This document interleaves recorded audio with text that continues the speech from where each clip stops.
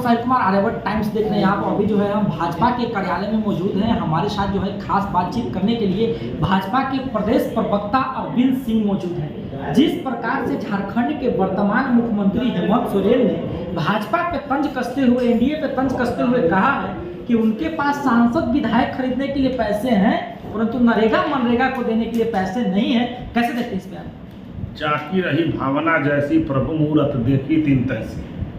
तो जिसके मन में जैसा भाव होता है भगवान को उसी भाव से देखता है।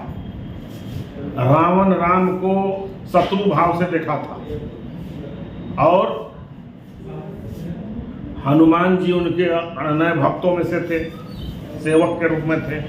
तो भगवान को किस रूप से देख रहा है? देखिए, हेमंत सोरेन जी को अंततः जो है राजनीति की दुकान चलाना है भाजपा पर, एनडीए पर कुछ बोलकर। तो वो राजनीति की दुकान चला रहे हैं।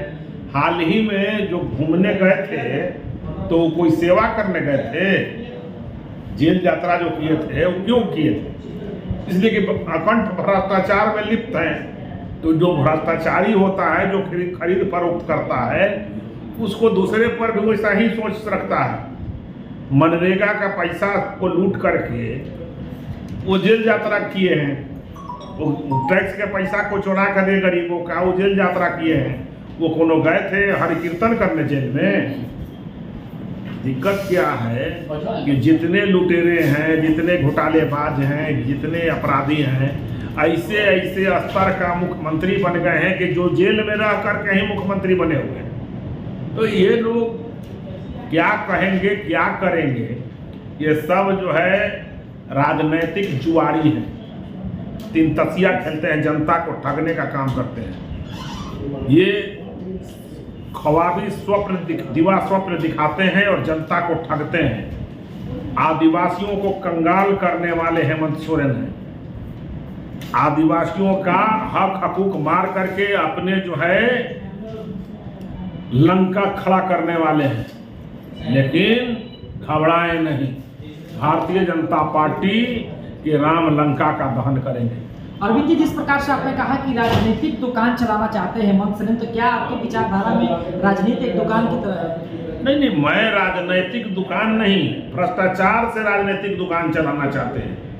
राजनीति वो दुकान आप नहीं कहिए। राजनीति जो है समाज सेवा है, लेकिन इन्होंने समाज सेवा के लिए नहीं, सोशल सर्विसेज के लिए राजनीति नहीं कर रहे हैं।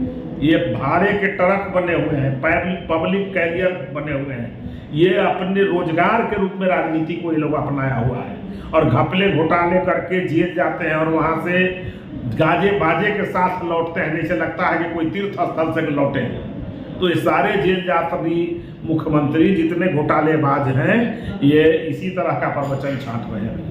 अरविंद जी, जैसे कि राहुल गांधी विदेश गए, उसके बाद जो है भारत पे उन्होंने जिस पर सरकार से कहा है कि भारत में बेरोजगारी कैसी है, भारत में लोग गरीब कैसे हैं, तो कहा जाने लगा कि किसी देश में जाकर जो है भारत के बारे में कहना भारत की बेइज्जती है, मतलब कि राष्ट्र विद्रोही जो है इस प्रकार से भावना करते हैं। तो क्या जिस प्रकार से नरेंद्र मोदी जी के बारे में कहा गया था, भविष्यवाणी की गई थी अमेरिका में कि जो है वो प्रधानमंत्री बनेंगे, तो क्या ये जो है राष्ट्र के प्रति हित में था और अभी जो बोले वो राष्ट्र के हित में नहीं है? देखिए, श्री राहुल गांधी जी चाइना के पक्षधर रहे। चाइना भारत का हित चाहने वाला नहीं है, ये तो सब लोग जानता है। ये पाकिस्तान के पक्षधर रहे हैं, लेकिन पाकिस्तान भारत के पक्षधर नहीं है। तो जो भारत का पक्षधर नहीं है उसको कैसे आप राष्ट्रभक्त बना सकते हैं?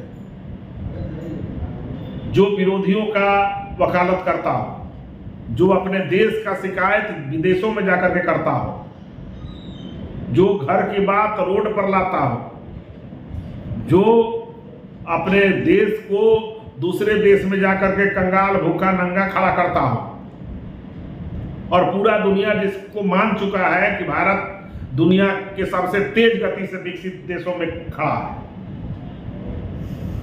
दुनिया में 5वीं अर्थव्यवस्था बन चुकी है। कर्जा भी तो उसी प्रकार से बढ़ रहा है। कोई कर्जा नहीं बढ़ रहा है। ये कर्जा गिनवाने वाले राहुल गांधी हैं? अपने बाप दादा के समय में जाकर के देखे कितना कर्जा था। पेरिस में सूट नहीं धोने जाता है प्रधानमंत्री का। दिक्कत क्या है कि खाएंगे भारत का और गाएंगे चाइना और पाकिस्तान का। इनके ये वंशवाद का यही लक्षण है, इनके डीएनए में यही है। भारत को बांटने वाला डीएनए है ये लोग, ये देश को खंडित करने वाले डीएनए है। अच्छा, एक और सवाल लगातार जो है ट्विटर हैंडल पर जो है x.com पे तेजस्वी यादव अपराध के बारे में गिनाते रहते हैं। हाल फिलहाल उन्होंने कहा है कि पिछले 6 महीने में जो है 175 हत्याकांड हुए या हत्या करने की प्रयास किया गया है। तो कैसे देखते हैं? एक तरफ कहा जाता है कि बिहार में सुशासन की सरकार है, दूसरी तरफ वो हत्या और लूटकांड को गिनवा रहे हैं, तो कैसे देख रहे हैं आप इसको? देखिए, श्री तेजस्वी यादव जी ये सारे अपराधियों के संरक्षक इनके वंशज रहे हैं। इनके जो पूर्ववर्ती सरकार रहे हैं वो अपराधियों का संरक्षक रहा है। मुख्यमंत्री आवास में अपराधी बैठते थे और अपहरण उद्योग चलता था और लोगों को उठा लिया जाता था, मुख्यमंत्री आवास में फोन करने जाने पर छोड़ता था। तो वो अपराधियों के संरक्षक लोग रहे हैं, अनुभव ज़्यादा है, आज भी अपराधी के हुक्म से चलते हैं, तो इनका बोलना जायज़ है क्योंकि अनुभव ज़्यादा है अपराधियों का। लेकिन घबराए नहीं, बिहार में जो भी अपराधी अपराध करते हैं तुरंत जेल जाते हैं, पकड़ाते हैं और जेल जाते हैं। किसी को बचाया नहीं जाता है, सरकार किसी को बचाने का काम नहीं करती है और ना किसी को फंसाने का काम करती है।